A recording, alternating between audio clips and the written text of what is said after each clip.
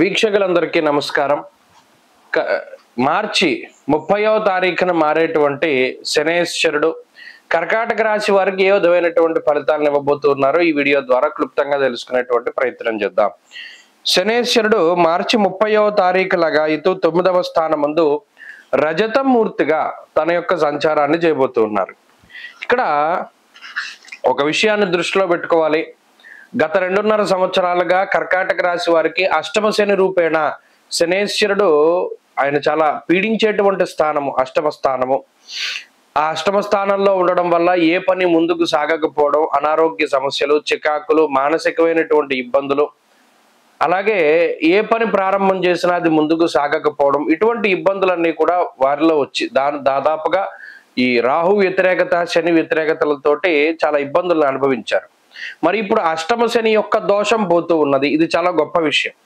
అయితే ఇప్పుడు రజతమూర్తిగా సంచారం చేస్తారు. మూర్తిత్వాల్లో రజతమూర్తి అంటే మంచైనా చెడైనా ఆయన 50% ఫలితాన్ని ఇస్తారు.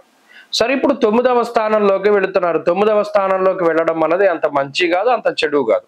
అయితే అష్టమ శని దోషంతో పోల్చుకుంటే కొంత ఉపశమనంగానే ఉంటుంది ఈ స్థానము. మరీ ముఖ్యంగా 9వ స్థానమందు శనేశ్వరుడు కొంత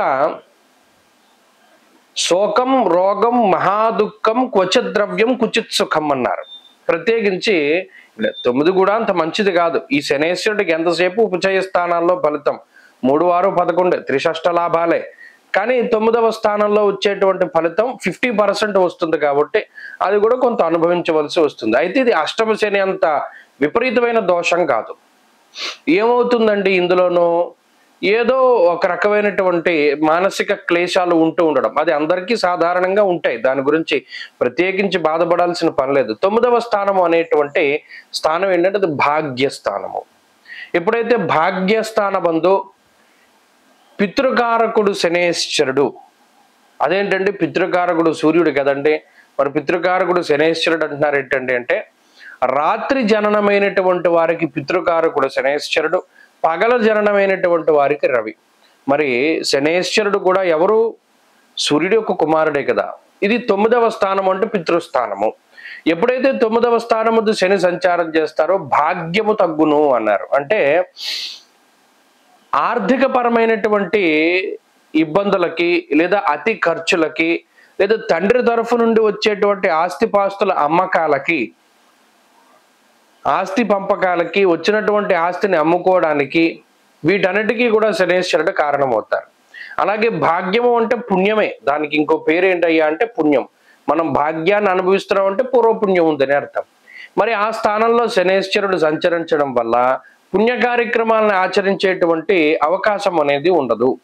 కొన్ని సందర్భాల్లో ఇది 50% రిజల్టే కదా.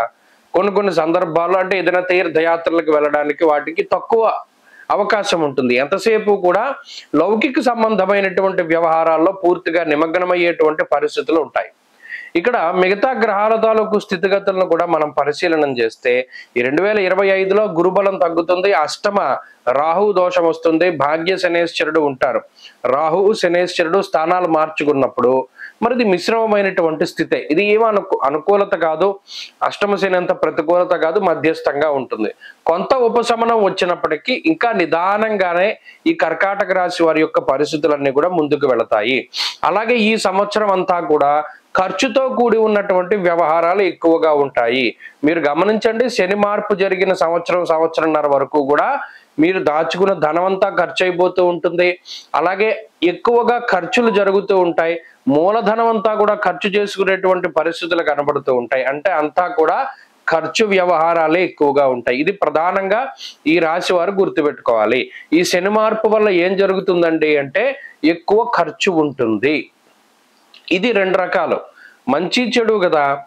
ఈ ఖర్చు అనేటువంటిది కొన్ని సార్లు మంచి పనులకి, అంటే ఏదైనా పెళ్లిళ్ళు, పేరెంటాళ్ళు, లేదా ఏదైనా మన వాహనాలు, ఇళ్ళు, ఇటువంటి వాటిని కొనుగోలు చేయడము, ఇందాక చెప్పుకున్నట్టు ఏదైనా వంశపారంపర్య ఆస్తిపాస్తుల్ని అమ్ముకునేలా చేయడము, ఇటువంటి వాటికి కూడా అవకాశం ఉంటుంది.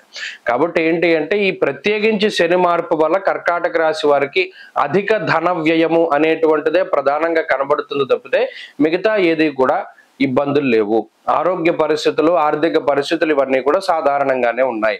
ఇంకొక ముఖ్యమైనటువంటి విషయం ఏంటంటే ఇందాక చెప్పుకున్నట్టు ఏదైనా మంచి కార్యక్రమాన్ని, తీర్థయాత్రల్ని, దైవ దర్శనాల్ని శనేశ్వరుడు చేయనివ్వరు.